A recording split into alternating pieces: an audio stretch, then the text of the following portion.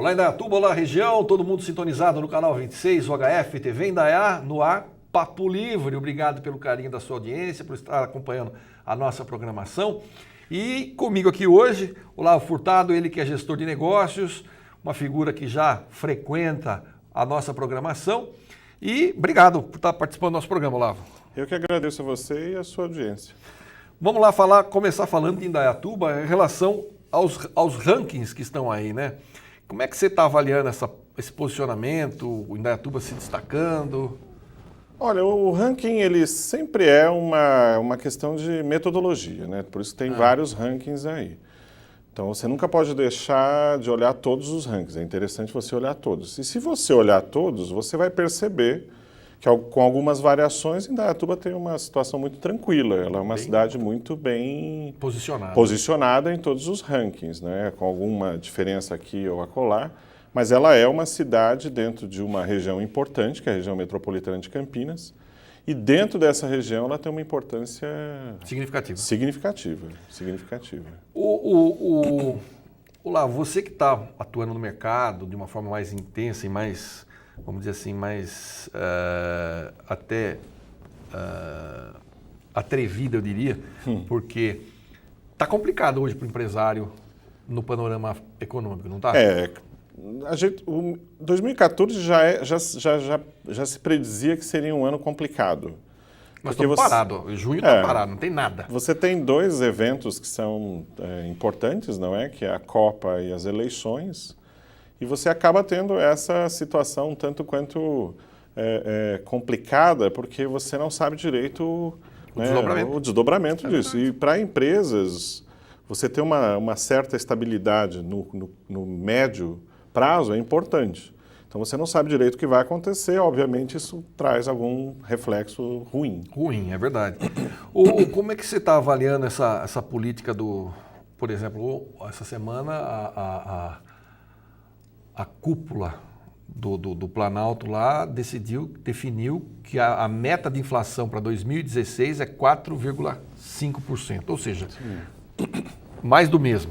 Porque tem 2 pontos percentuais que é o limite, 6,5, que é o que nós estamos hoje. Sim. Agora, eu entendo que limite é o que você pode eventualmente atingir, mas não vira regra. Isso que nem aqueles marcadorzinhos de carro, que tem lá o vermelhinho, Sim.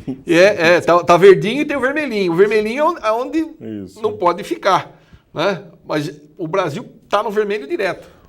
Eu acho que você tem uma coisa é onde você quer chegar, outra coisa é onde você chega, onde a realidade te leva, não é? Ou seja, então assim, quando você ouve um dado de qualquer governo, você também tem que fazer um comparativo com os dados que são medidos pelo próprio mercado. E o mercado, obviamente, não está dizendo isso. Então você fica numa situação complicada, porque alguém está errado aí, não é? E pelo histórico, você começa a perceber que o mercado está acertando muito mais do que efetivamente o governo. E aí fica uma coisa complicada, porque quando você fala da gestão pública, você tem uma coisa complicada que é o seguinte: se você, como gestor público, não acerta, não diz para onde você está indo, e o mercado diz, você cai, não é uma questão só técnica, é uma questão de que você cai num descrédito. E aí é uma coisa complicada para um gestor público, é uma coisa bem difícil, porque você começa a não enxergar que aqueles números são reais. Por exemplo, uma outra coisa que o governo fala é o seguinte, que a inflação não pode ser muito baixa, porque se a inflação for baixa, vai haver um desaquecimento na economia e isso pode gerar desemprego. Sim. Até onde isso é verdadeiro? Não, eu acho que você tem que sempre ter um equilíbrio, né? Na realidade, quando você fala de inflação, ela é algo que vem direto, porque, fala direto com o povo, né? Com a classe média, com todo mundo. Mas você tem assim, você nem pode consumir demais a ponto de que a oferta... É uma lei muito simples do capitalismo, na realidade é isso que está escrito, né, nessas notícias. Se você tem uma oferta muito grande, mas uma baixa demanda, o preço cai. Se você tem o inverso, o preço sobe. Então, na realidade, esses dados econômicos, inflação, acabam refletindo essa lei fundamental aí do capitalismo. Por isso que é importante você trabalhar sempre com equilíbrio. Numa sociedade, né, que não é só nacional, mas internacional, que é cada vez mais complexa, fica muito difícil você trabalhar com esse tipo de coisa. E a sociedade exige que você tenha algumas posturas que são hoje primordiais. Por exemplo, nós já não aceitamos mais que o nosso dinheiro seja comido, né, por índices de inflação alto. Ou seja, uma coisa que, das prioridades, eu acho que é uma das maiores. Por exemplo, nós vemos aí a questão como é que se diz, do México. O México tem uma inflação relativamente Sim. baixa, tem emprego em alta e tem o que é o outro mesmo? O México está com emprego em alta, é isso mesmo, Sim. emprego em alta e inflação baixa. E o consumo está no nível estável. Sim. O Brasil já experimentou isso também. Onde foi que eles erraram? Onde perdeu a mão? O México, assim, também não... tem uma outra variável que é importante também, é como o México se posiciona, por exemplo, no mercado internacional, que é uma coisa muito interessante de ver. Ele é um país que tende muito mais a fazer acordos, né, bilaterais do que efetivamente ficar em grandes grupos, não é, como os blocos econômicos. Então ele acertou muito a mão quando ele fez, por exemplo, um acordo com os Estados Unidos de livre comércio. Mas você tem entre esta e outras variáveis para analisar. Agora, eu acho que é importante entender uma coisa, Jair, que é o seguinte, que é a questão da gestão pública, né? Ou seja, o papel que o gestor público tem. A gestão pública ela é diferente da gestão privada, não é? Então, assim, é um equívoco a gente achar que o bom empresário sempre vai ser um bom político, gestor público. Gestor público. Isso é um equívoco, né? Uma coisa... Porque você tem uma outra coisa na gestão pública que não é tão intensa quanto na gestão privada, que é a questão política. E eu falo política não no sentido pejorativo, é uma coisa absolutamente natural.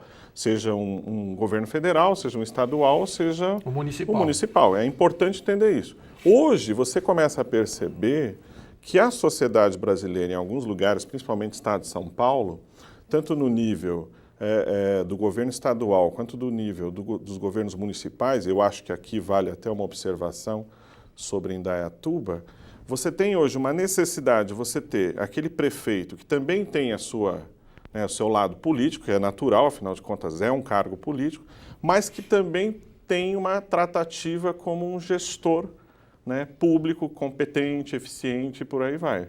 Então é muito interessante quando você vê um gestor público de uma prefeitura descendo no detalhe, que é uma coisa que você vê nas grandes empresas. Então, o cara vai fazer uma obra pública em determinado lugar, ou seja, o cara está lá vendo o que se está acontecendo, etc. Um exemplo que eu sempre cito, que eu acho que é interessante, é assim, o fundador do Pão de Açúcar, pai do Abílio Diniz, morreu indo na gôndola, sentiu o calor ali do seu consumidor, etc. Não estou dizendo que o político tenha que ser, né, sempre fazer isso, mas é importante que ele saiba, que é o termo que eu gosto, descer no detalhe. Ele tem que realmente ter, porque se ele não conseguir falar a mesma língua que o público dele, ele não volta, porque o dono do Pão de Açúcar... Exatamente. Se ele não vender, ele diminui funcionário. Agora, o prefeito, o vereador... Exatamente. E é interessante porque você começa a perceber isso em algumas prefeituras e elas acabam tendo uma visibilidade, né, e até índices muito bem... Como o caso de Indaiatuba. Como o caso de Indaiatuba. Então você começa a perceber que alguns prefeitos acabam aparecendo, não é?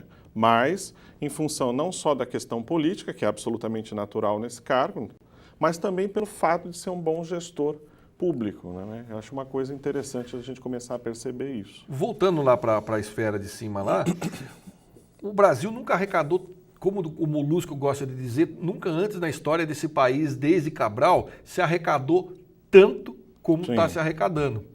E nunca antes, como na história desse país, desde Cabral, se gastou tanto também e a gente não vê isso aparecer na educação, na saúde, tanto que nós estamos aí com esses movimentos populares explodindo no país inteiro. A questão não é tanto o quanto se arrecada, não é, ou o quanto se gasta. É uma questão... É como. É o como. É uma questão qualitativa, você entendeu? Você tem uma série de... Não adianta você prometer 10% de orçamento por lei, etc. Você tem que fazer isso chegar.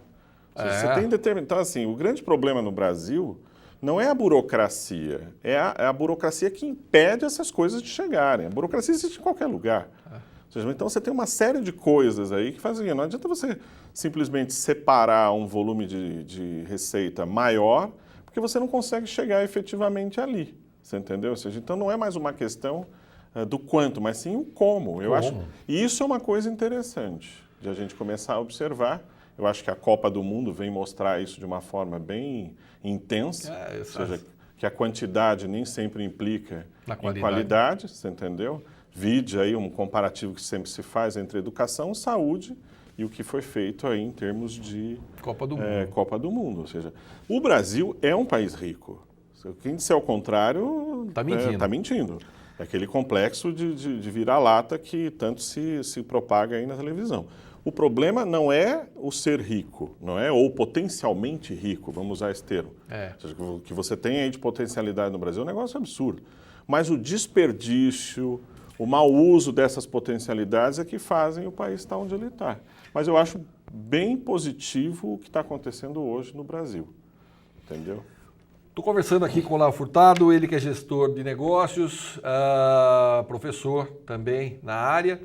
Eu vou para um rápido intervalo, volto daqui a pouquinho, a gente continua o papo aqui falando sobre economia. E é uma coisa que afeta diretamente o seu bolso. Não saia daí, eu volto já já.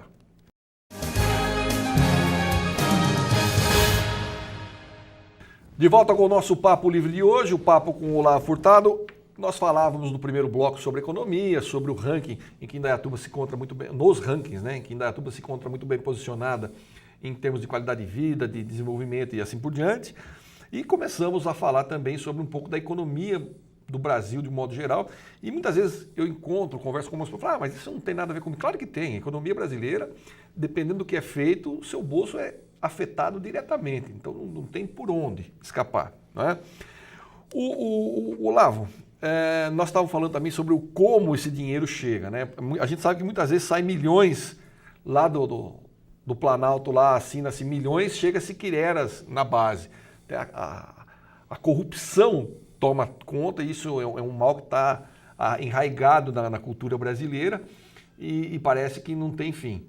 No próximo início de julho, nós vamos ter um aumento de pelo menos 6,5%, 7% no pedágio, que não houve o ano passado em função das manifestações. Também é quando tem que subir passagem de ônibus. Eu acho que não vai acontecer isso de novo. E aí quem paga a conta? Vai chegar uma hora que você tem que trazer os preços dos serviços públicos para patamares reais. Isso vale para qualquer coisa. Para qualquer coisa. Até eu acho que o mais latente hoje é o que você tem é energia. Ou seja, nós estamos muito aquém do que efetivamente tem que se cobrar. Mas é aquela coisa que a gente estava conversando, ou seja, você tem sempre assim, a interferência da má política, não é? Na boa gestão, faz com que aconteça as coisas que você vê por aí. Ou seja, então você tem aí, isso tem um efeito assim, o efeito é negativo, mas é negativo até internacionalmente. Veja, por exemplo, o caso da Petrobras. Que então, é você tem uma série, exatamente. Então, assim, como mercado, o mercado enxerga isso de uma forma negativa, porque afinal de contas você tem uma interferência, não é, que não é positiva. Não estou dizendo que o Estado ou a política não tenha que interferir no mercado, porque afinal de contas o mercado por si só ele é uma coisa complicada. Mas ao mesmo tempo tem que entender qual é o nível de interferência que isso tem. Ou seja, e assim, é uma ilusão achar que você como Estado, ao interferir na economia para garantir um preço que não é o real, que isso um dia vai aparecer. Vai aparecer. A diferença é o seguinte, pode aparecer no meu colo ou no seu. Você entendeu? Então, assim, não é uma boa postura minha deixar que o problema estoure no seu colo, mas isso vai aparecer. Eu acho que hoje, em termos de gestão pública, o bom gestor é aquele que consegue enfrentar os problemas de frente em situações de crise, não é? Que é muito o que está se acontecendo hoje aqui no Brasil. Você enfrentar momentos de ser um bom gestor no momento onde a crise não existe... Está surfando, né? É muito fácil. Aí é fácil. Você entendeu como é que é? Na realidade, você tinha que aproveitar o momento onde você teve a bonança para fazer as mudanças que muitas vezes são difíceis e necessárias. Porque o impacto negativo disso é menor. Agora, quando você protela isso, né? Na realidade, você está empurrando isso com a barriga, vamos usar bem esse termo. Né? E aí isso uma hora vai aparecer, infelizmente. E aí todo mundo paga.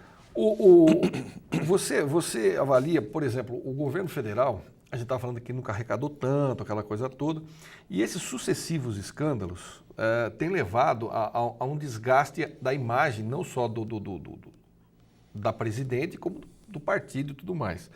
Porém, a impressão que eu tenho é que, por exemplo, esses programas sociais, eles, de uma certa forma, colocam uma cortina de fumaça que essas pessoas não querem enxergar muitas vezes isso. Digo por quê?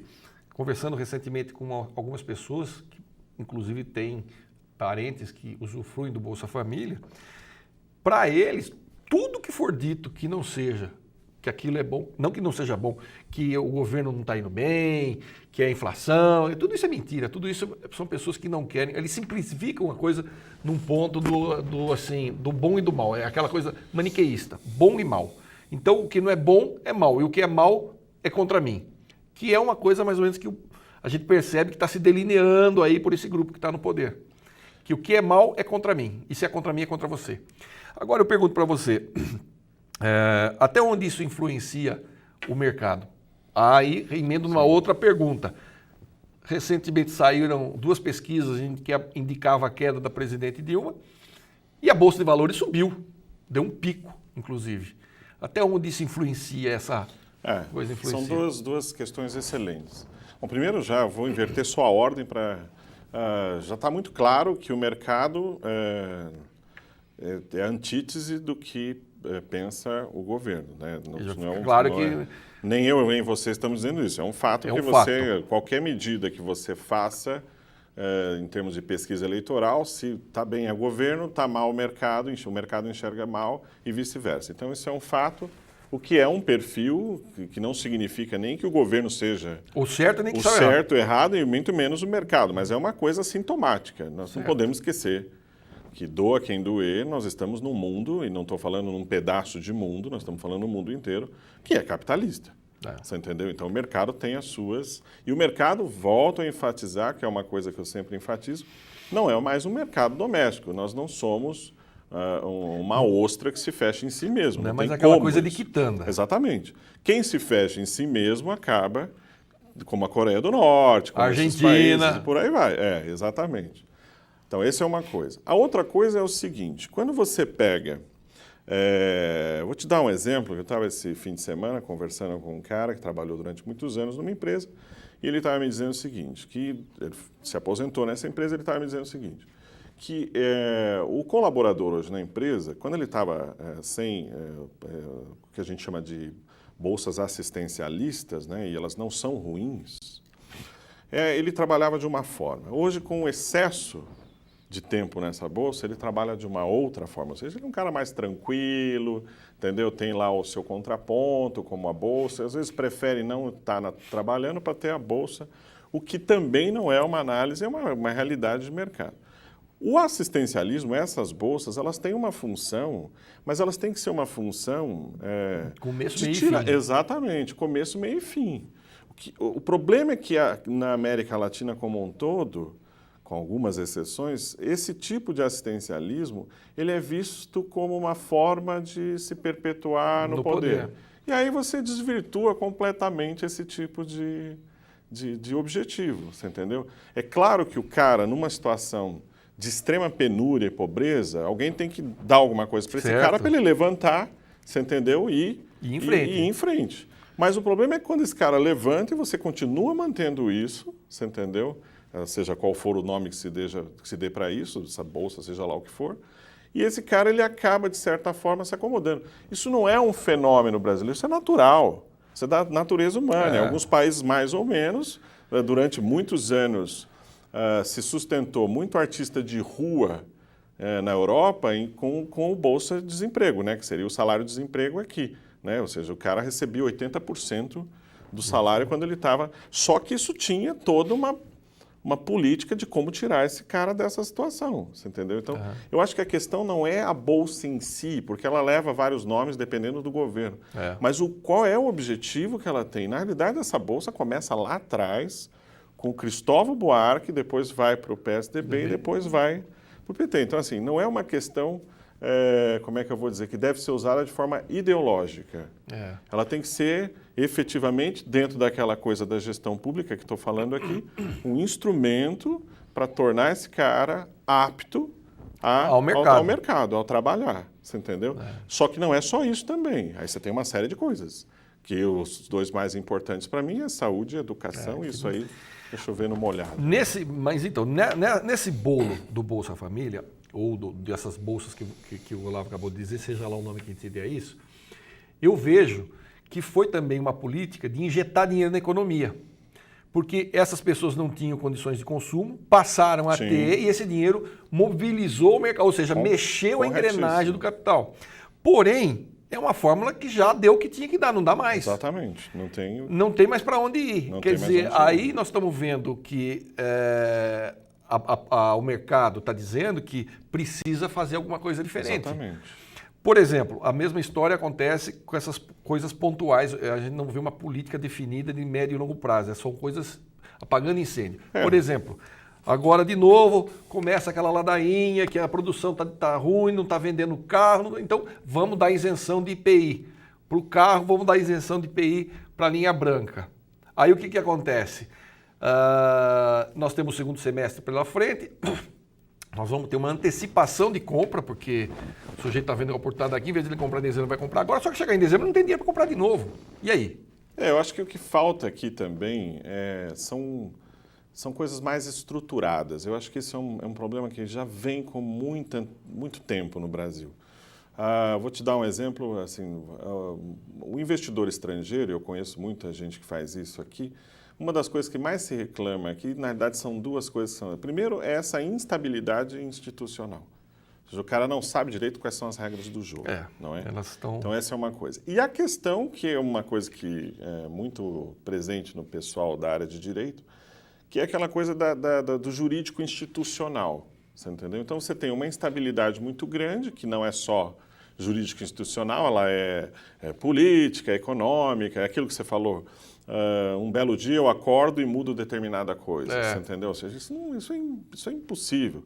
As pessoas querem, né, principalmente o investidor estrangeiro, e não só o estrangeiro, mas o nacional também, quer saber as regras claras para ele poder planejar a vida corporativa. Ela é sempre feita ela tem que ser feita com planejamento. E quando você está num mundo cada vez mais difícil, os analistas, que, né, como eu, eles são levados a pensar de forma mais rigorosa, ou seja, né, quando uma empresa nos procura, ela quer que você chegue com ela e dê a receita. Só que a receita está muito complicada porque a coisa está muito instável. Agora, se você potencializa essa instabilidade através de políticas equivocadas, né, contratos, não adianta você vir no microfone e falar que você agora, né, não vai rasgar contratos. Não é isso que você tem que mostrar na prática que o histórico de instabilidade mudou. Por isso que eu digo, a maior preocupação que nós temos que ter em qualquer país é se as instituições, sejam elas econômicas ou políticas, elas têm sua efetividade, elas têm força.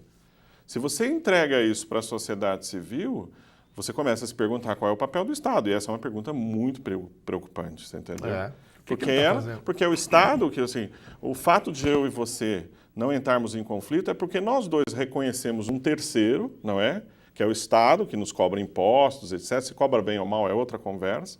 Mas nós delegamos a esse terceiro uma autoridade sobre nós dois. E isso faz com que nós tenhamos uma convivência sadia.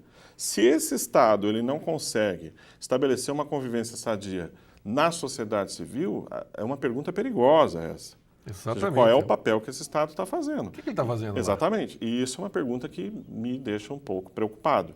Porque isso vale tanto para a pessoa física quanto para a pessoa jurídica. Ou seja, se eu tenho as regras claras e essas regras são cumpridas, esse é o melhor dos mundos. Eu acho que esse é. Porque daí, assim, nós dois entramos num conflito, por exemplo, de concorrência, de produtos, de serviços, mas dentro de regras claras. Você entendeu? Eu acho que essa é uma deficiência que o Brasil ainda tem que enfrentar. E traduzindo em miúdos o que o Olavo acabou de dizer, quando a gente vê essa molecada, esses jovens, essas pessoas de cara o cara mascarada quebrando a agência bancária, principalmente a agência bancária, Sim. ele quebrando a agência bancária, quebrando tudo que vê pela frente, é bem isso. O que o Estado está fazendo?